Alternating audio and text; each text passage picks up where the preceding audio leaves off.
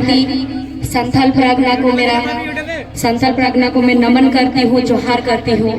और साथ साथ यहाँ पर उपस्थित हमारे जितने भी काकी जेठी लोग हैं, दादी, जितने दादाजी, जितने हमारे छोटे छोटे भाई बहन, काका जेठा लोग, आप सभी को भी मेरा जोहार, नमस्कार। और ये जो कोल्हान, सॉरी मैं कोल्हान से हूँ इसलिए कोल्हान जुबान में आ जाता है। ये जो संथाल परगना, ये जो संथाल परगना के जो आपके जो वीर सपूत है, ये जो वीर है यहाँ के, जो सिद्धू कानू, चांद भैरव, फूलो झानो, इन सभी को मैं नमन करती हूँ। और हम लोगों को इन लोगों से कुछ सीखना चाहिए। सीखना क्या चाहिए कि आज ये लोग जो शहीद हुए हैं, क्यों शहीद हुए हैं? आप लोग को मालूम है कि शहीद क्यों हुए हैं? नहीं मालूम है। ये लोग शहीद हुए हैं जब यहाँ पर ईस्ट इंडिया कंपनी आया था हमारे झारखंड में, हमारे भारत में, हमारे झारखंड में, उस ईस्ट इंडिया कंपनी के खिलाफ। और जितना जमींदारों का जो लिया जाता है ना, टैक्स लिया जाता है, लगान लिया जाता है ना जमीन का, वो लगान का विरोध में इन्होंने विद्रोह किया था।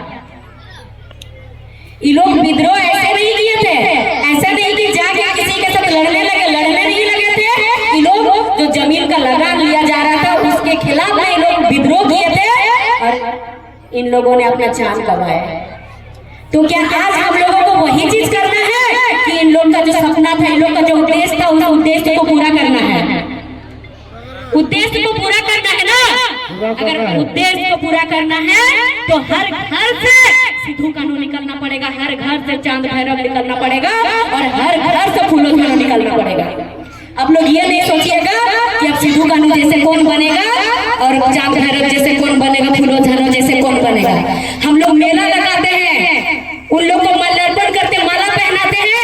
माला पहनाना उनका सम्मान नहीं है, उनका मेला लगाना उनका सम्मान नहीं है। उन लोगों का सम्मान तब है जब उनका जो उद्देश्य को हम लोग पालन करेंगे और उसको आगे ले जाएंगे और उस उद्देश्य के साथ हम लोग चलेंगे और काम करेंगे, तब ही उनका सम्मान होगा।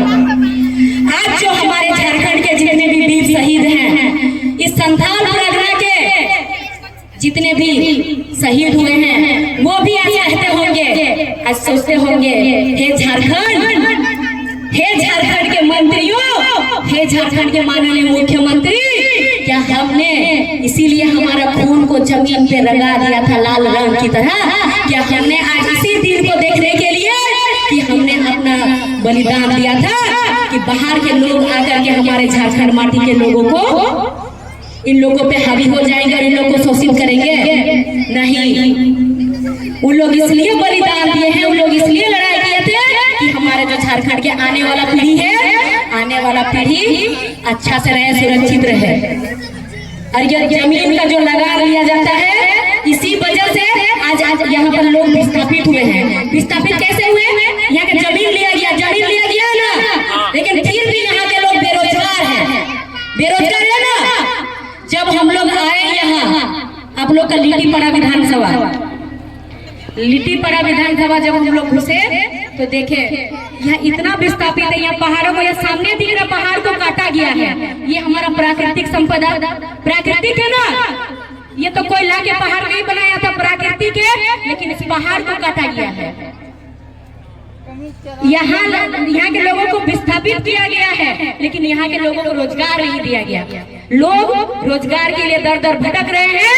और कुछ दिन पहले का पेपर में दिया हुआ था, पेपर में यही दिया हुआ था, आप लोग जानते हैं हरियाणा राज्य जानते हैं ना?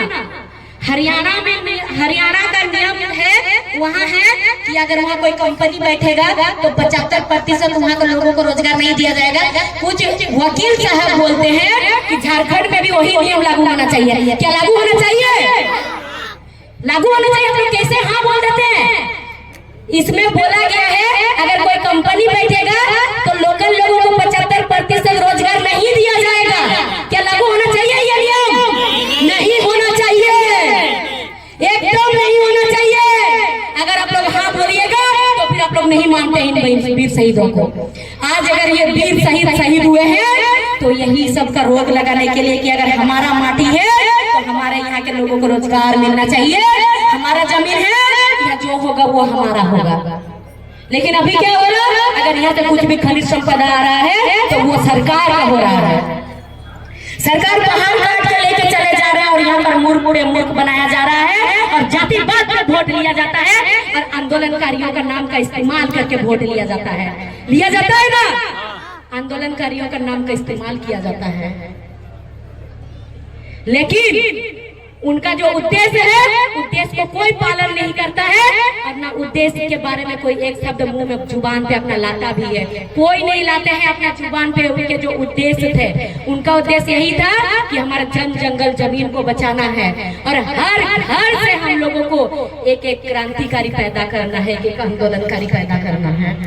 तभी आप लोग बचा सकते हैं इस राज्य को और आपके इस संथाल प्रार्थना को। अन्यथा ये लुटेरे हैं जो बाहर से आए हुए हैं वो लूट के चले जाएंगे। क्योंकि हमारे झारखंड के जितने भी लोग हैं, हमारे झारखंड के लोग कच्चे मिट्टी की तरह होते हैं। कच्चा मिट्टी जानते हैं ना, कच्चा मिट्टी को जो क्या बोलते हैं, कुम्हार बोलते हैं ना, जो कच्चा मिट्टी को तरस के बनाते हैं बर्तन। अगर उसको डेगची बनाएगा तो डेगची बनता है, अगर उसको दिया बनाएगा तो दिया बनता है ना कच्चा मिट्टी में। तो वही है हमारे झारखंड के लोग, इतने भोले भाले लोग हैं कि अगर इन्हें कोई आके इनके सामने कोई आके अगर अपना दुख सुनाने लगेगा, अगर एक उदाहरण देकर समझा रही हूँ, अगर कोई करोड़पति अरबपति आदमी आएगा और झारखंड के लोग जो हम मांग के खा रहे हैं अगर हमारे सामने आके हाथ फैलाएगा, उसके बाद हम जान रहे अरबों संपत्ति है, लेकिन आके बोलेगा कि भाई हमारे बच्चे भूखे हैं, हमें दो ना थोड़ा खाने के लिए। लेकिन हमारे झारखंड के लोग इतने भोले वाले हैं, अपना पेट को भूखा रखेंगे, अपना बच्चा को भूखा रखेंगे, उनको परोस देंगे। इसीलिए अब की बार हमें देखना है कि पहले हमें अपना पेट पालना है, उसके बाद हमें दूसरों को देना है। बचेगा तो, नहीं तो नहीं। जैसे अभी नियम नीति, जैसे भैया लोग दादा लोग बोले नहीं अमित दादा भी कि यहाँ पर नियोजन नीति नहीं है, उद्योग नीति नहीं है, विस्थापन नीति नहीं है, इसीलिए आज आप लोगों को विस्थापन का दर्द झेलना पड़ रहा है। नियोजन नीति नहीं बना हुआ है झारखंड में, इसीलिए आज आप लोगों को रोजगार के लिए दर दर भटकना पड़ रहा है। आप लोगों को ही नहीं, हम लोगों को भी दर दर भटकना पड़ रहा है। इसीलिए आज हम लोग यहाँ पर आए हैं और जगह जगह जा करके समझा रहे हैं। हम एक छात्र हैं, हम भी एक छात्र हैं, हम भी फॉर्म भरते हैं, कुछ भी निकलता है तो क्यों जाना पड़ रहा है? क्योंकि हम लोग मजबूर है हमारा झारखंड का परिस्थिति को देख करके। और आप लोग जानते हैं कि अगर जिनके भी बच्चे पढ़ रहे हैं, आप लोग जान रहे हैं कि आप लोग के बच्चे पढ़ते जा रहे हैं, फॉर्म भरते जा रहे हैं, एग्जाम देते जा रहे हैं, नौकरी बाहर वाला का होते जा रहा है ना बाहर वाला का। आप लोग बताइए, आप लोगों का क्षेत्र में कितना बच्चा पढ़ लिख के आए हैं और उनका नौकरी हुआ है? नहीं हुआ है। क्या बोला जाता है कि आपके बच्चे काबिल नहीं है? क्या आपके बच्चे काबिल नहीं है? आप लोग बताइए। गांव घर के जो बच्चे होते हैं, जब बच्चे 5 वर्ष के रहते हैं, वो बच्चे को पूरे गांव के सभी लोगों का नाम याद रहता है। इतना ही नहीं, किनके घर में कितना छगरी है, किनके घर में कितना मुर्गी है, वो भी याद रहता है ना। और जो शहर के बच्चे होते हैं, उनका मोहल्ला का सबका नाम याद नहीं रहता, परिवार का सबका नाम याद नहीं रहता, उसी एज का बच्चा का। तो सोचिए हमारे गांव घर के बच्चों का मेमोरी पावर, उनका दिमाग कितना तेज रहता है। और वही बच्चा जब बड़ा हो जाता है तो कमजोर क्यों बन जाता है? फिर उसी बच्चा को बोला जाता है कि आपका बच्चा का इंटरव्यू में नहीं होगा, आपका बच्चा परीक्षा में पास नहीं हुआ। अरे कैसे नहीं होगा आपका बच्चा परीक्षा में पास?